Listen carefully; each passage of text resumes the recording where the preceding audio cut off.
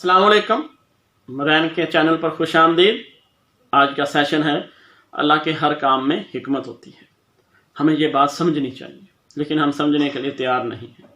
ہم اپنی سوچ کو ہی سب سے زیادہ اچھا سمجھتے ہیں اور سمجھتے ہیں کہ ہماری سوچ ٹھیک ہے، لیکن اگر ہمارا کام نہ ہو تو پھر ہم برائی کرنا شروع کر دیتے ہیں کہ ایسا کیوں نہیں ہوا، حالانکہ وہ اللہ کی طرف سے آپ کو منع کیا گیا ہے اور آپ کے لیے اس میں کوئی نہ کوئی بھلائی ہے۔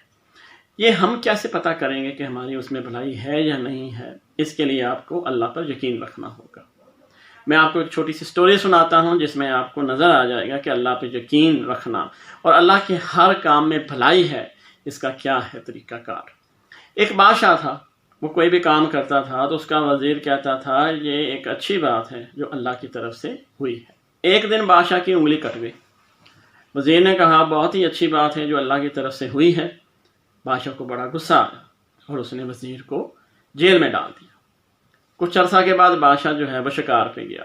شکار کرتے کرتے کسی جنگل کے ایک ایسے حصے میں چلا گیا جہاں پہ کچھ جنگلی لوگ رہتے تھے، تو انہوں نے قربانی کے لیے بادشاہ کو پکڑ لیا۔ بادشاہ کی جب قربانی دی جانے لگی تو پتہ چلا بادشاہ کی انگلی نہیں ہے، مطلب کہ بادشاہ کے اندر نقص ہے، تو انہوں نے اس کو چھوڑ دیا۔ بادشاہ بڑا خوش ہوا اور اللہ تعالیٰ کا شکر ادا کیا۔ اس نے واپس آ کر وزیر کو جیل سے نکالا اور وزیر کا بھی شکریہ ادا کیا کہ تم نے اچھا کیا کہ مجھے یہ بتایا کہ تمہارے اس کام میں کوئی نہ کوئی اللہ کی طرف سے حکمت ہے، لیکن مجھے ایک بات سمجھا دو کہ تمہارا جیل میں ڈالنا کس طرح سے اللہ کی حکمت میں سے ایک حکمت ہے۔ اس نے کہا کہ اگر آپ مجھے جیل میں نہ ڈالتے تو مجھے اپنے ساتھ لے جاتے اور وہاں پہ آپ کو تو چھوڑ دینا تھا، لیکن میری اس نے قربانی کر دینی تھی۔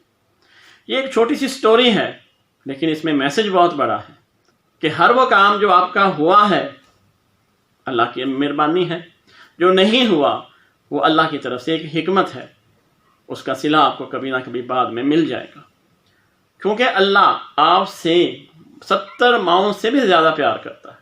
دیکھیں، ایک شریف آدمی کبھی بھی اپنے دوست کو نہیں چھوڑتا کسی بھی حال میں، تو اللہ تعالیٰ کیسے چھوڑ دے گا آپ کو؟ مسئلہ بس یہ ہے کہ ہم نے خود کو اللہ سے دور کیا ہوا ہے، اور دور کس وجہ سے کیا ہے کہ ہم نے محمد صلی اللہ علیہ وآلہ وسلم کا طرز زندگی چھوڑ دیا۔ ہم ادھر ادھر کے سنی سنائی باتوں پہ طرز زندگی گزار رہے ہیں۔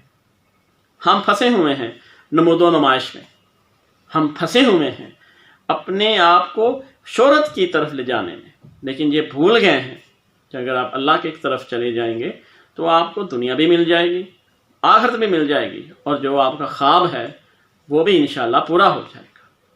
لیکن بات تو یہی ہے کہ آپ کو اللہ کی طرف جانا تو چاہیے، آپ جاتے ہی نہیں، کیونکہ خواہشیں مارنی پڑیں گی، اپنی ضرورتیں تھوڑی کرنی پڑیں گی۔ وہ جو تمام معاملات ہیں جو ہم نے ادھر ادھر کو پھنسائے ہوئے ہیں وہ سارے چھوڑنے پڑیں گے۔ تو یہ کام آپ کر لیں، انشاءاللہ آپ یہاں بھی کامیاب اور آخرت میں بھی آپ کی انشاءاللہ کامیابی ہے۔ کوشش کیجئے گا تھوڑا سا سوچنے کی۔ ایک چھوٹی سی ریکویسٹ ہے، محمد صلی اللہ علیہ وآلہ وسلم پر درود پڑھتے رہا کریں، درود پڑھتے رہا کریں، درود پڑھتے رہا کریں۔ اپنا خیال رکھیے گا، دوسروں کا بھی خیال رکھیے گا۔ اللہ آپ کو خوش رکھے۔ اللہ حافظ۔